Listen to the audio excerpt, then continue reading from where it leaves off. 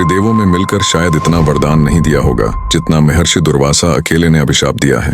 उनके क्रोध का ऐसा प्रभाव था कि मनुष्य हो, असुर हो या फिर देवता, कोई भी इससे नहीं बच पाया। उनकी जन्म कथा से लेकर उनके प्रचंड क्रोध का रहस्य और आखिर उन्होंने आज तक कितनों को अभिशाप दिया है, इन सब के बारे में जानेंगे आज की इस वीडियो में। सप्त महर्षियों में से एक महर्षि अत्रि की पत्नी अनुसूया 16 सतियों में से एक थीं। उन्होंने अपनी तपस्या के बल पर त्रिदेवों को एक साथ संतुष्ट करके उन्हें अपने पुत्र के रूप में मांगा था। इसके पश्चात ब्रह्मा जी का अंश चंद्र के रूप में, विष्णु जी का अंश दत्तात्रेय के रूप में और महादेव का अंश दुर्वासा के रूप में जन्मा।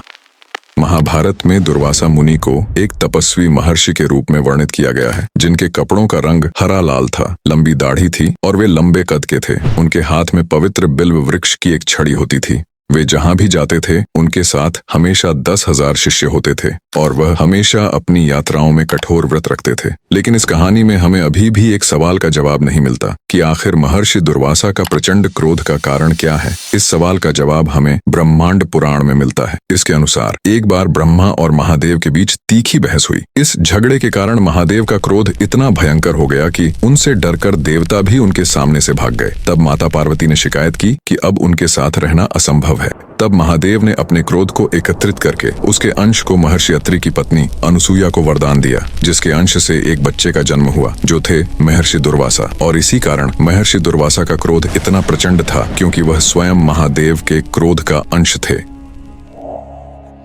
महर्षि दुर्वासा द्वारा दिया गया अभिशाप इतना प्रभावशाली था कि उसके कारण घटी घटनाओं ने हिंदू धर्म का कई इतिहास रचा, जिनमें से सबसे प्रसिद्ध है इंद्र को दिया गया श्राप। एक बार दुर्वासा देवराज इंद्र से मिलने के लिए स्वर्ग पहुंचे, जहां उन्होंने देवराज इंद्र को सम्मान देने के लिए एक फूलों की माला दी। लेकिन अहंकार में डूबे इंद्र ने उस माला को शिकारने की बजाय उसे अपने वाहन ऐरावत की ओर फेंक दिया। अपने दिए हुए सम्मान की यह दुर्दशा देखकर महर्षि दुर्वासा प्रचंड क्रोधित हुए और इंद्र के साथ साथ अन्य देवताओं को यह श्राप दिया कि वे शक्ति, भाग्य और समृद्धि से वंचित हो जाएं। इन चीजों को वापस पाने के लिए देवताओं को असुरों का साथ लेकर समुद्र मंथन करना पड़ा। देवराज इंद्र तक तो ठीक था, लेकिन महर्षि दुर्वासा के अभिशाप से स्वयं श्री कृष्ण भी नहीं बच पाए। रुक्मिणी से विवाह के बाद भगवान कृष्ण आशीर्वाद लेने के लिए दुर्वासा के पास गए, जहां उन्होंने महर्षि दुर्वासा को भोजन के लिए अपने महल में आमंत्रित किया। तब दुर्वासा ने आग्रह किया कि कृष्ण और रुक्मिणी अपनी भक्ति प्रदर्शित करने के लिए उनके रथ को खींचें, जिसमें वह बैठेंगे। उनकी आज्ञा का पालन करते हुए कृष्ण और रुक्मिणी ने रथ खींचना शुरू किया, लेकिन रास्ते में रुक्मिणी को प्यास लग गई। उनकी मदद के लिए कृष्ण ने अपने पैर के अंगूठे से पवित्र गंगा नदी का जल प्रकट किया। रुक्मिणी ने वह जल पिया, लेकिन भूलवश दुर्वासा को अर्पित नहीं किया। इस पर क्रोधित होकर दुर्वासा ने उन्हें श्राप दे दिया कि वह अपने प्रिय कृष्ण से अलग हो जाएंगी। इस श्राप के कारण कृष्ण और रुक्मिणी 12 वर्षों तक एक दूसरे से अलग रहे। महर्षि दुर्वासा का एक और प्रसिद्ध श्राप शकुंतला को दिया गया था। शकुंतला विश्वामित्र और मेनका की संतान थीं, जिन्हें जन्म के तुरंत बाद मेनका ने जंगल में छोड़ दिया था। महर्षि कर्ण ने उन्हें अपने आश्रम में ले जाकर पाला।